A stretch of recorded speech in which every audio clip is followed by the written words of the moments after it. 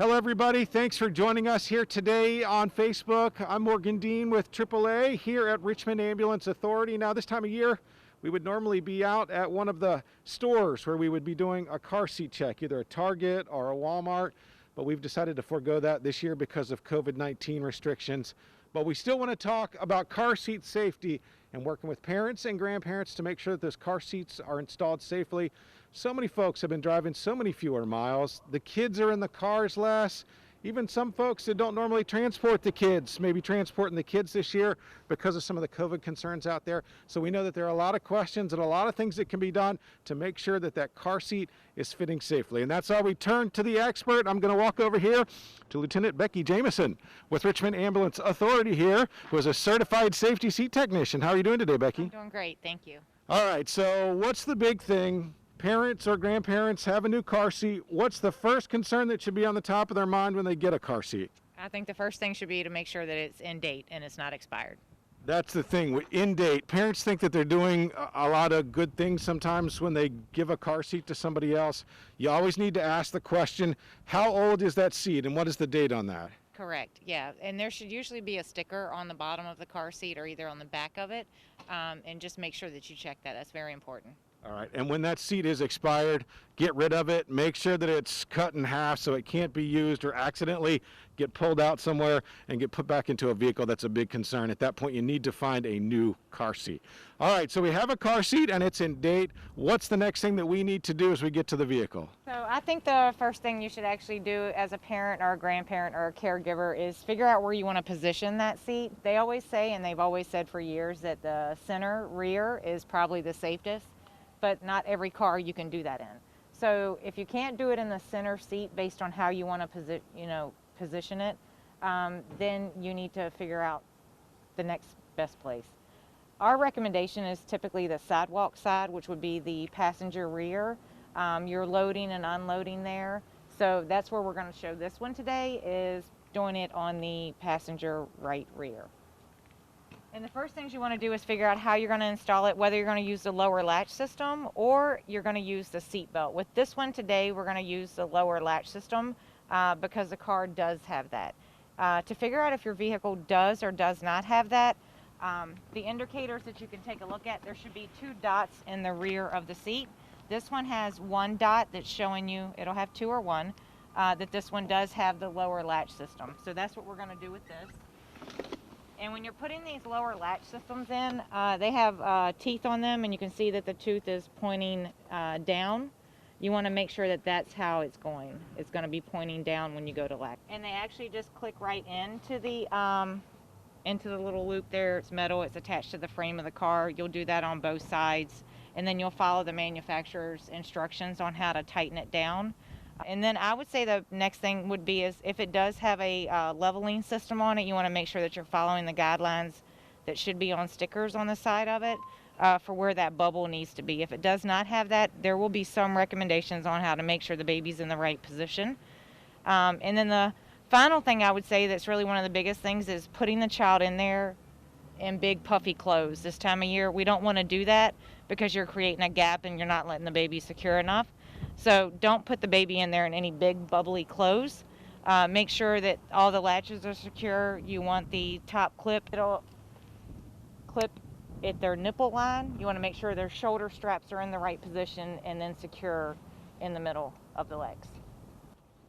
I know one of the recommendations is to make sure that the straps are snug. Yeah. Describe snug for parents, because I think that that's always a question they have. Okay, well for me, when I secure a child in there, I always make sure that my one finger can get underneath there. You don't want it too tight to where it's hurting them, but you also don't want it too loose to where they're not secure. So I would say finger. If you can get a finger underneath there, that's a good way to be, and it'll help make sure that the child is safe. One of the statistics that we always talk about is that they say nearly half, about 46%, of car seats are installed in a way or misused to the point that they may not be effective in a crash. What are some of the things that you see when you go to check seats where a parent may have made an innocent mistake or a car seat is installed incorrectly? What are the things that you see? So the biggest thing that we see here when we're doing them either in person or virtually now due to the COVID restrictions is they're too loose. They're moving too much. And that's so important because you want to make sure that they're in there and they're tight. When we're taking like carriers in and out, it tends to loosen those straps. So always make sure that it's not moving. And then the second biggest thing that we see is like with carriers or anyone that's using a latch system, they're using the latch system and they're using the seat belt as well. You don't want to do that. Manufacturer states one or the other, not both. I always refer people back to your owner's manual. Always read what the manufacturer is stating how you should install it. So we've been through 8 or 9 months of the pandemic now. People have been driving less, maybe not taking the kids with them as much as they would have in the past. The kids have been growing during that time. The seat settings from March probably are not going to be the same for the kid now. What is it that parents need to be looking for to make sure that they're adjusting the seat correctly for the child as they're growing?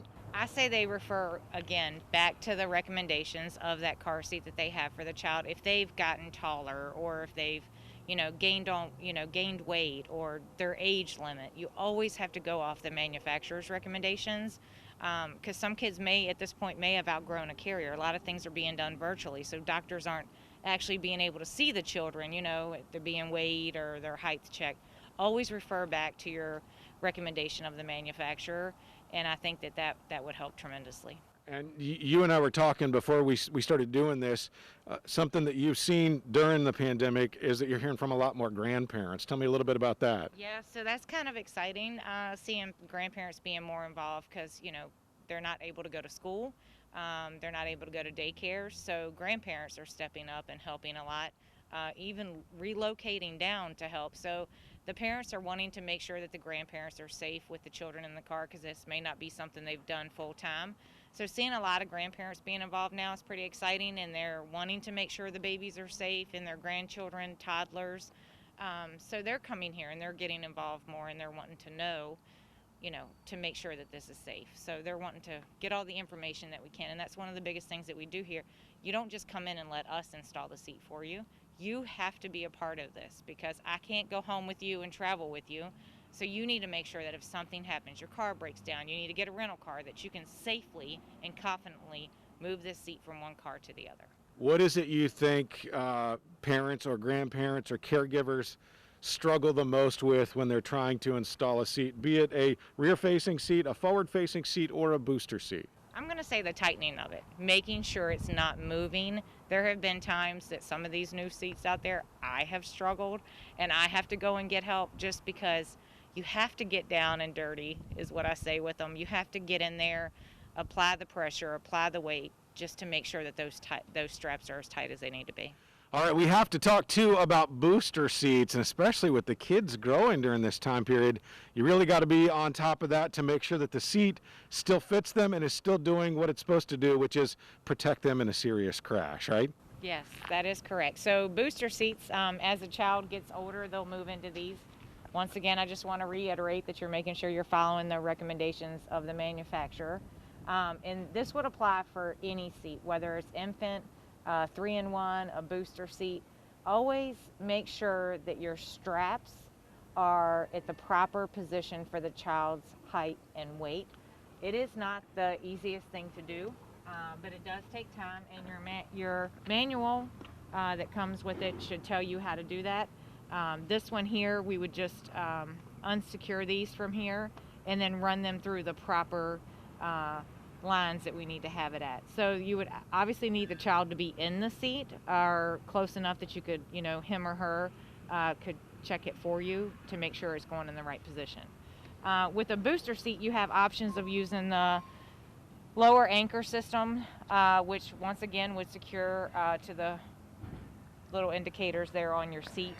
And these latches are a little bit different, but you still want the hook, the little loop in the down position and at the 2 points on the bottom. This one also has an anchor system that goes to the top. This is what you would attach to the back of the car. There's a little indicator on the back of that that's here in the window, and you'll tighten this one down last once you get it secure in there. So it's just added measures to make sure that the child's seat is as secure in the vehicle as possible. I know some of these seats modify into more or less where the backs come off and then they're just bottom seats. Any guidance on parents on all of that? My personal recommendation, and I think a lot of manufacturers' recommendation, is the back support. I think is always great because a lot of kids now, like with my stepdaughters, they're a little on the shorter side, so we still can use a high back booster, and it keeps that seat belt off of their neck because they have little loops that you can hook here, run the seat belt through, and it would keep it off of their neck. So you don't want to have a child in a car seat where the seatbelt is constantly rubbing on their neck. That will make them miserable, and you'll hear about it the entire ride. So you want to make sure it's safe and that they're secure and that they're comfortable. And I know when we talk about pulling some of the straps back out through, as a parent, you sometimes have the concern, oh my gosh, I'm taking the seat apart. That's where parents, I think, sometimes get concerned and feel like they need a little bit of help. And there is still help out there, even during a time of COVID-19, right? Absolutely, absolutely. If you're not in the Richmond area, there's plenty of places that you can go to and reach out to. You can always contact us here. I am happy to guide people to state and local websites, to let them know where they need to go, because we're still here. Even if we're doing them virtually, we are still here. I have FaceTime, parents, grandparents, because they want to make sure that they're doing the right things and the kids are safe. That's the bottom line. All right, so word to the wise, take this weekend, check that car out, especially if you're traveling for Thanksgiving. Make sure that those seats are set appropriately for the kids and that those seats are growing with them. And like Becky mentioned, if you're having problems out there or you have questions out there, here are some great websites you can go to for further information on doing all of that. So on behalf of Richmond Ambulance Authority and AAA, thanks for joining us today and good luck.